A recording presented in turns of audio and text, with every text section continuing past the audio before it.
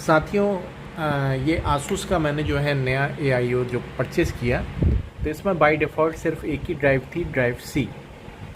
तो आपको drive C अच्छे से काम करे, इसके लिए ड्राइव C में और पार्टीशन बना लेने चाहिए।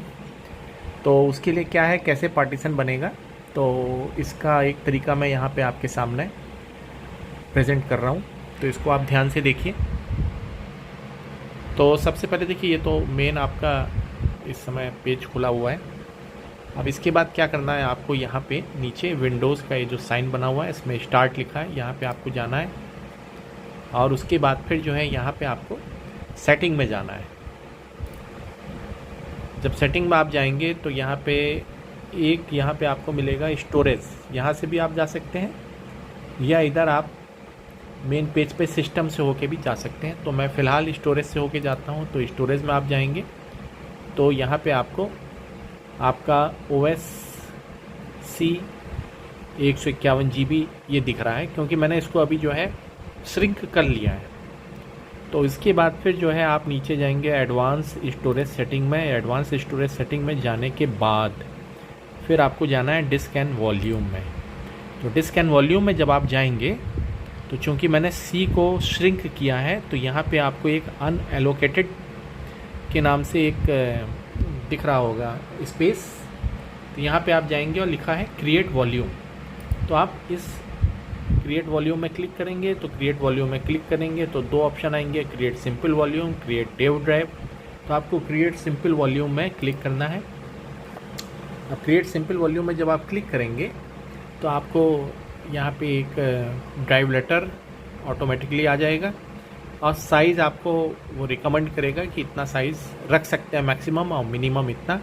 तो अपने हिसाब से आप कैलकुलेट कर लीजिए अपनी ड्राइव के हिसाब से, और साइज़ को कैलकुलेट करके यहाँ पे आप अगर आपको 3 ड्राइव बनानी है तो उसके हिसाब से डिवाइड कर लीजिए, 2 ड्राइव बनानी है तो उसके हिसाब से डिवाइड कर लीजिए। तो अभी मैं इसको कैलकुलेट करके और डिवाइड करके फिर आपको आगे दिखाता हूँ।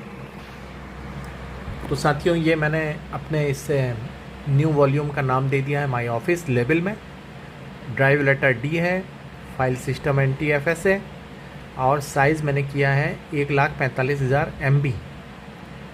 तो ये 145 GB हो गया।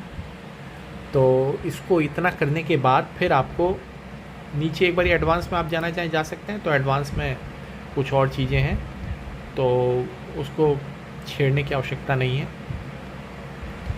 आप उसको छोड़ दीजिए और वापस आ जाइए नॉर्मल। अब यहाँ पे आपको नीचे फॉर्मेट दे रहा है, आप इसको फॉर्मेट करेंगे। तो फॉर्मेट कर दीजिए।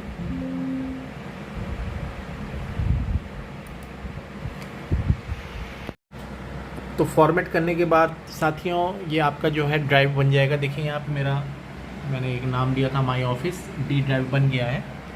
और इसके बाद इस तरह से आप जो है अपनी साइज़ के हिसाब से, जो आपका डिस्क का साइज़ है उसके हिसाब से, स्टोरेज जो आपको मिली है उसके हिसाब से आप कितने ही ड्राइव बना सकते हैं। अमूमन जो है 2-3 ड्राइव ही बनते हैं, तो आप एक ड्राइव और बना लेते हैं। चलिए, क्रिएट सिंपल वॉल्यूम, यहाँ पे हम लोग क्लिक करेंगे, आपके सामने कर रहा हूँ। तो लेबल आएगा, लेबल में आप नाम दे लीजिए जो भी आपको नाम देना है। ड्राइव लेटर E हो गया क्योंकि D बन चुका है। और यहाँ पे साइज़ है, तो साइज़ अपने हिसाब से आप सेलेक्ट कर लीजिए। मैं साइज़ सेलेक्ट कर लेता हूँ। यहाँ पे ये इसको हम लोग सेलेक्ट कर लेते हैं। 186 दे रहा है, तो 186 का मतलब है 110। तो जो बचेगा वो बाकी अगले स्पेस में चला जाएगा। इसमें 110 करूँगा तो कम हो जाएगा, तो इसको मैं कर लेता हूँ 125।